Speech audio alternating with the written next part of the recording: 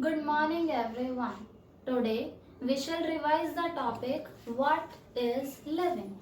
If I'll ask the definition of living, then a few characteristic feature will come in your mind like all living organisms grow. They do the process of reproduction. They show metabolism. They respond to the stimuli. Right. Now let us study about these characteristic features one by one. First of all, let us take up the topic growth. Growth, I can say that it means increase in the mass or increase in the number of cells. These two characteristics comes under the heading growth. Okay. So growth basically can refer to increase in the size or increase in the number of cells. Now, unicellular organisms, they also show growth. Multicellular organisms also show growth. Now, is growth a fundamental characteristic of living thing? Just think. Yes, if I talk about mountains, they also grow. Right now they also grow. But what is the difference between these two, the growth of living beings and the growth that is taking place in mountains or in the boulders or in the sand dunes? The growth in these kind of non-living structures, it is occurring due to the accumulation of substances. But while if I talk about the living system, in the living system the growth is taking place due to the growth from the inside, due to increase in the size, in the mass and the number of the cells. Clear? Now let us take up the second characteristic, that is reproduction. Again, reproduction is considered as an essential characteristic feature of living being. Now, first of all, what is reproduction? Reproduction means to produce the progeny or to produce your offspring, okay, so as to maintain a continuity of generation. Now, do all living beings reproduce? Answer is no. Mule, sterile worker bees, there are infertile human couples. They are not able to have babies, they are not able to reproduce. Does it mean they are not living? Obviously not. Clear? Now let us take up the another characteristic, that is metabolism. Now, as we say, all living organisms show metabolism. First of all, what is metabolism? As you know, inside the living system, so many different types of chemicals are present, and these chemicals, they are undergoing in different reactions. They are participating in different reactions. So metabolism means the sum total of all the reactions that is taking place inside the living system. Now, does metabolic reactions takes place only inside the body of living system? What about the reactions that we used to conduct in the labs, in the test tube? These are also reactions. The reactions that we are conducting in the laboratories, in the test tube, that is in vitro reactions. They are also reactions. Basically, those reactions, they are known as living reactions, but that is not a living system. Okay? Now, let us talk about another characteristic, that is all living organisms respond to stimuli. Now, first of all, what do you mean by the term stimuli? Stimuli means any change in the external environment. As you know, all living beings, they respond to the changes in the environment. We respond, all the animals respond, even plants do respond. They do respond to the changes in the temperature, light, okay, due to touch, that is touch me not plant. Now, do non-living beings respond? Your answer will be no. But now tell me, do all the living beings respond? What about a patient who is in coma state? Will he respond to any kind of external environment? The answer could be quite no. Right now? So, basically, if I talk about what is living, no doubt these are the characteristic features, but still they are having exceptions. So what is living is basically means the movement of the molecules inside the cell. If inside the cell the molecules are in a moving state, then that particular cell will be called as living cell.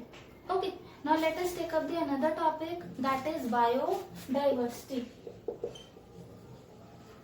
Biodiversity. As the word is made up of two words, bio and diversity.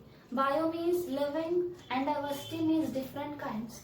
If you'll observe in the nature, you'll see that there are different varieties of plants and animals. Just go to a forest, you'll find a huge variety of plants, animals, insects, right? So biodiversity means number of different kinds of plants and animals, insects, microorganisms. Now, on the earth, right now, 1.7 to 1.8 million species had been discovered. Clear? Now, if I talk about their names, we have to assign them a particular name.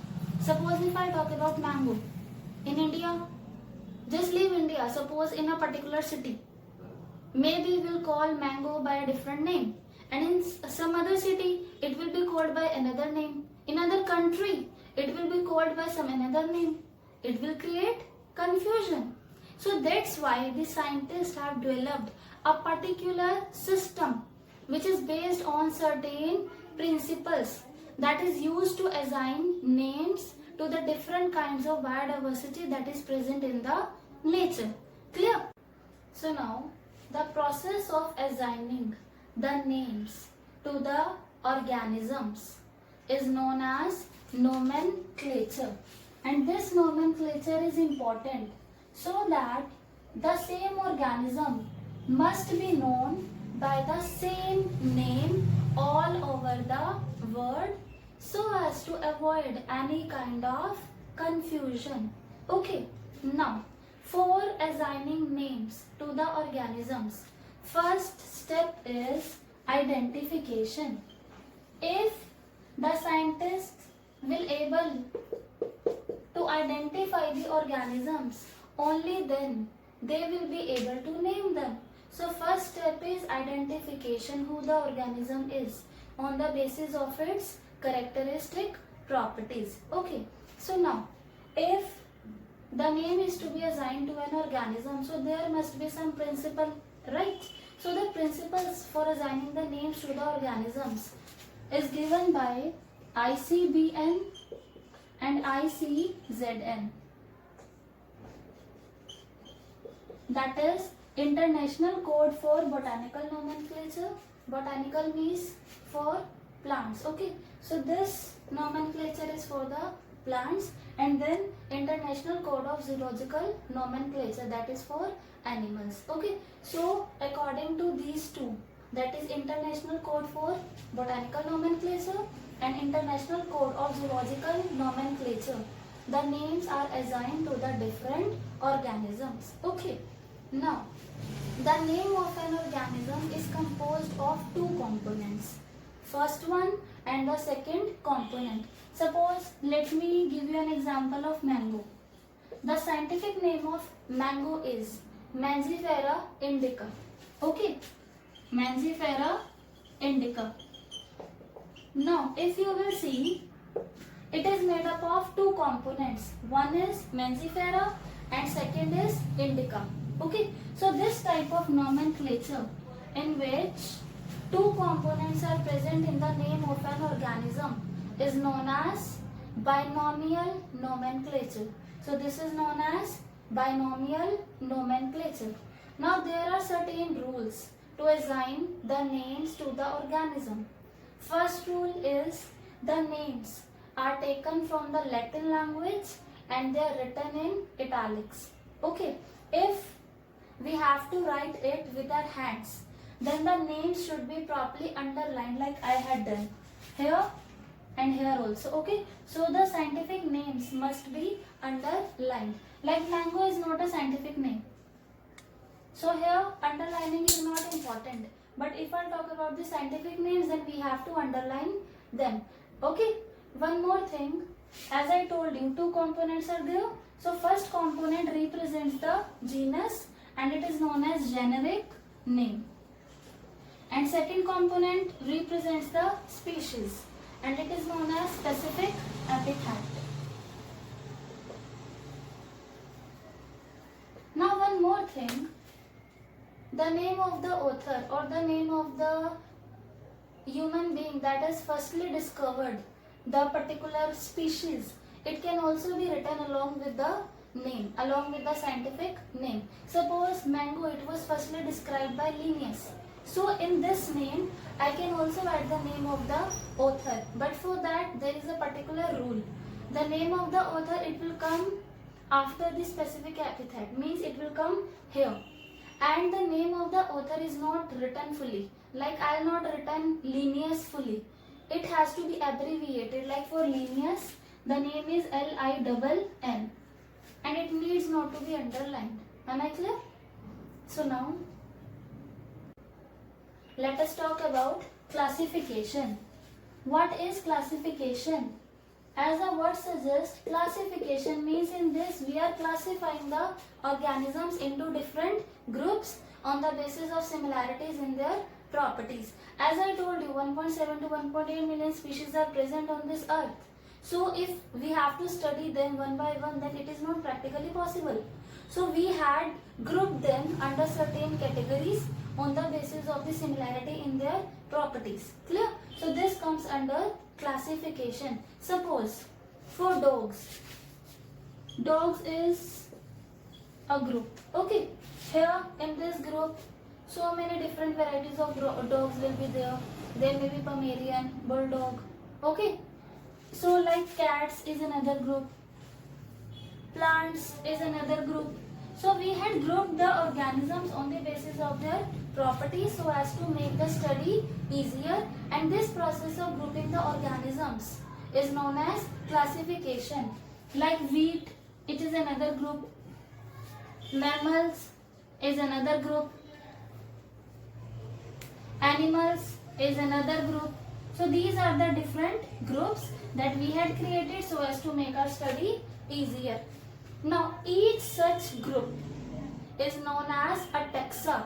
Each such group is known as a taxa. Like cats is a taxa, dogs is also a taxa, wheat is also a taxa, plants, it also comes under a taxa. It is also a taxa, and animals also a taxa. So each group represents a taxa, but they may represent a taxa, but they may represent the taxa at different level. Like suppose let me talk about animals, mammals, cats. Okay, let me talk about dogs, sorry. Animals, mammals, dogs.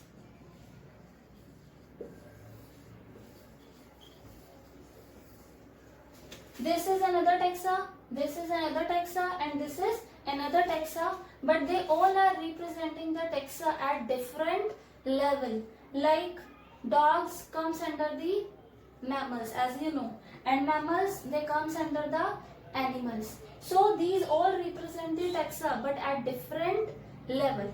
Okay, so now here comes the term taxonomy.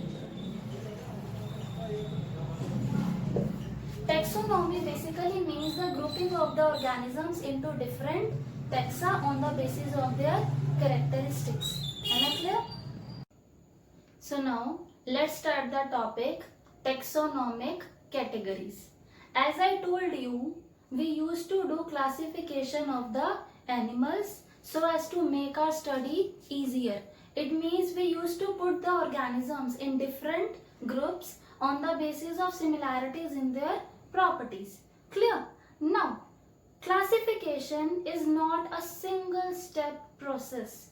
It consists of many steps. Okay, like suppose step 1, step 2, step 3, step 4. Like this, classification of animals consists of many steps, and each step is known as a category or rank. Each step is known as a category or rank.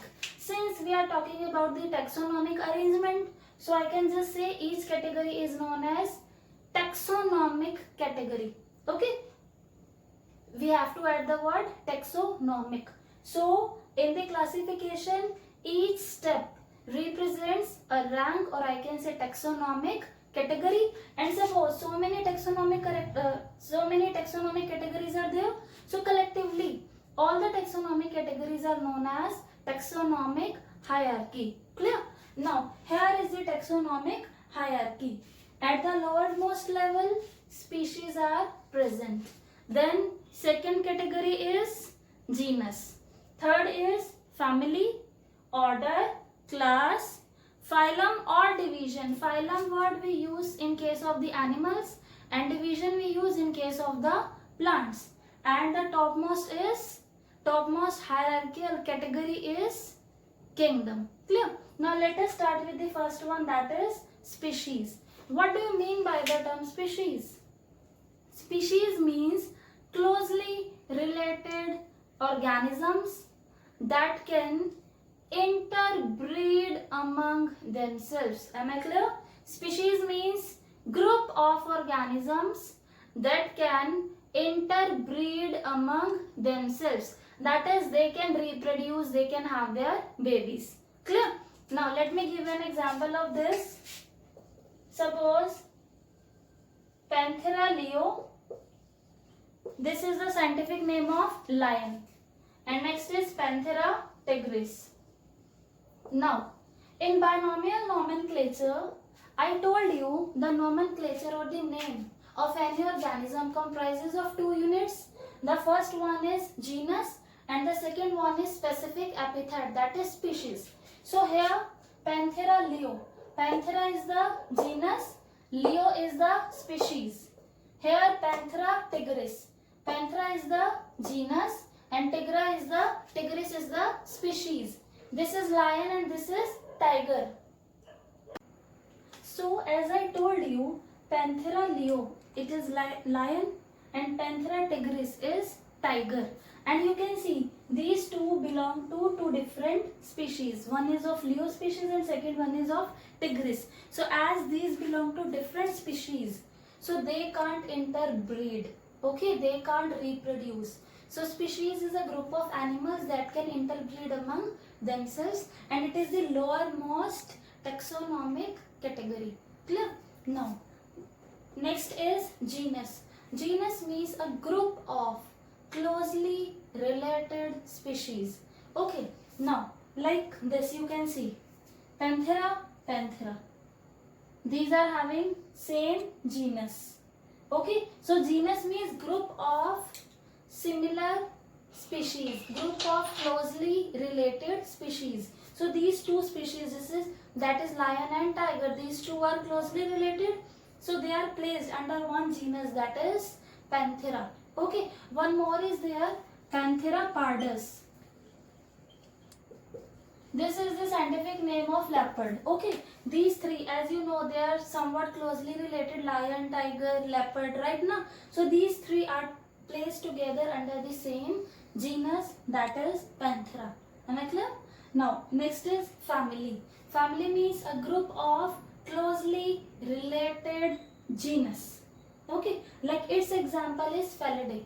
Felidae is a family that consists of these two genus, Panthera and Felis. Panthera genus, as I told you, now only lion, tiger are there, and in Felis cats are there. And you know, lion, tiger, cats, they are somewhat similar. Why? Because they had been placed under the one family. Clear? So family is Felidae, which includes Panthera as well as Felis. Now next one is order. Its example is Polymoniales. First of all, what is order? Order means group of closely related families. Okay, group of closely related families. Its example is Polymoniales. Polymoniales is an order that includes Solanaceae and Convolvulaceae. These two are placed under Polymoniales order. Clear? Now, next is class. Class, again the same, group of closely related order. Class means group of closely related order, and its example is Mammalia. Mammalia is a class which includes Carnivora, Primata. Carnivora like lion, tiger. Primata like monkeys, apes, gorilla. So these all monkeys, apes, gorillas, lion, tiger, these all comes under one class, that is mammalia. Now next one is phylum, that I told you we use the term phylum in case of the animals, and in case of the plants we use the term division. Okay, suppose the example of phylum is Chordata. Phylum Chordata includes all those classes in which notochord is present. Clear? Now, the topmost is kingdom, group of closely related phyla or group of closely related divisions. It is known as kingdom. Okay, like 5 kingdoms you had done in RH Whittaker classification in chapter number 2. Right now? So basically kingdom, 5 kingdoms are there: Monera, Protista, Fungi, Plantae and Animalia. Now one more thing, if you go lower in the taxon, in the taxonomic hierarchy, means species, lower the taxonomic category, higher will be the similarity in the characteristics. Means lowermost category is species, right?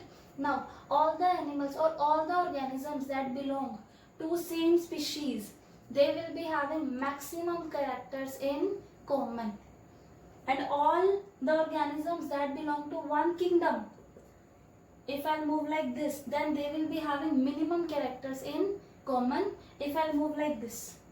Am I clear? So lowermost the category, higher the characters will be in common in between the organisms. Now suppose for human, if I talk about, what is the scientific name of humans? It is Homo sapiens. So Homo is the genus, sapiens is the species. Okay, am I clear? Thank you.